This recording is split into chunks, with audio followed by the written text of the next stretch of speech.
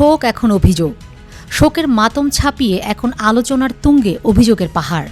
অভিনেতা জাহের আলভী, যিনি তার স্ত্রী ইকরার মৃত্যুর পর থেকে লোকচক্ষুর আড়ালে ছিলেন, হঠাৎ ৭ই মার্চ এক দীর্ঘ ফেসবুক পোস্টে ফেটে পড়েছেন।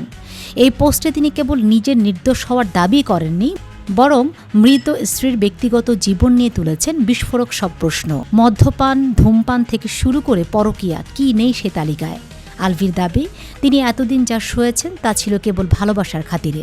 আলভী তার পোস্টে দাবি করেছেন তাদের সম্পর্কের শুরু ২০১০ সালে পালিয়ে বিয়ের মাধ্যমে। কিন্তু আলভীর অভিযোগ যে ইকরার পরিবার তাকে না জানিয়ে অন্য জায়গায় বিয়ে দিয়ে দেয় ইকরাকে।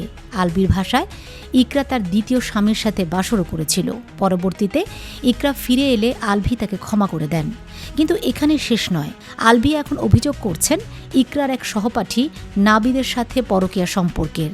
এমনকি নেপালের শুটিংয়ে থাকার সময় ইকরার বাসায় গভীর রাত পর্যন্ত মাদক ও আড্ডার আসর বসত বলেও তিনি দাবি করেছেন, যার প্রমাণ হিসেবে সিসিটিভি ফুটেজ দেখার অনুরোধ জানিয়েছেন তিনি।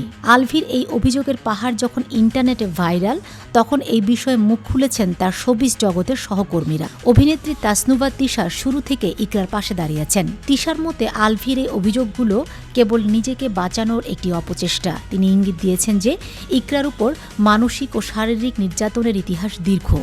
অন্যদিকে অভিনেত্রী রিমু রোজা আলভির এই ভিকটিম কার্ড খেলার সমালোচনা করেছেন। তিনি স্পষ্ট জানিয়েছেন যে একজন মৃত মানুষকে নিয়ে এভাবে কুৎসা রটনা কোনোভাবেই কাম্য নয়। রিমু সামাজিক মাধ্যমে প্রশ্ন তুলেছেন, যদি ইকরা এতই খারাপ হতেন তবে এতদিন কেন আলভী ঘর সংসার করলেন? সহকর্মীদের দাবি, আলভী নিজের দোষ ঢাকতে এবং জনমত নিজের পক্ষে নিতে এখন মৃত স্ত্রীর চরিত্র নিয়ে টানা হেচড়া করছেন। তবে এই কাদা ছোড়াছড়ির মাঝে সবথেকে বেশি অসহায় পড়েছেন তাদের একমাত্র সন্তান রিজিক। আলভী তার পোস্টে রিজিকের ভবিষ্যৎ নিয়ে গভীর উদ্বেগ প্রকাশ করেছেন। তিনি বলেছেন, আমার রিজিকের কি হবে? কিন্তু প্রশ্ন উঠে, বাবা মায়ের এমন তিক্ত সম্পর্ক এবং জনসম্মুখে একে অপরকে ছোট করার এই লড়াইয়ে কি রিজিকের শৈশবকে বিষিয়ে দিচ্ছে না? রিজিকের ভবিষ্যৎ এখন এক গভীর অনিশ্চয়তার মুখে। ইকরার পরিবার যেমন বিচার চায়, আলভীও তেমন দাবি করেছেন তার জীবন হুমকির মুখে। অন্যদিকে ইকরার পরিবার এবং সহকর্মীরা সত্য উদ্ঘাটনের দাবিতে অনড়। ময়না তদন্তের রিপোর্ট আর আইনি তদন্তই হয়তো বলে দিবে কে সত্য বলছেন আর কে মিথ্যা। কিন্তু দিন শেষে জয় হোক সত্যের, আর রক্ষা পাক ছোট রিজিকের ভবিষ্যৎ।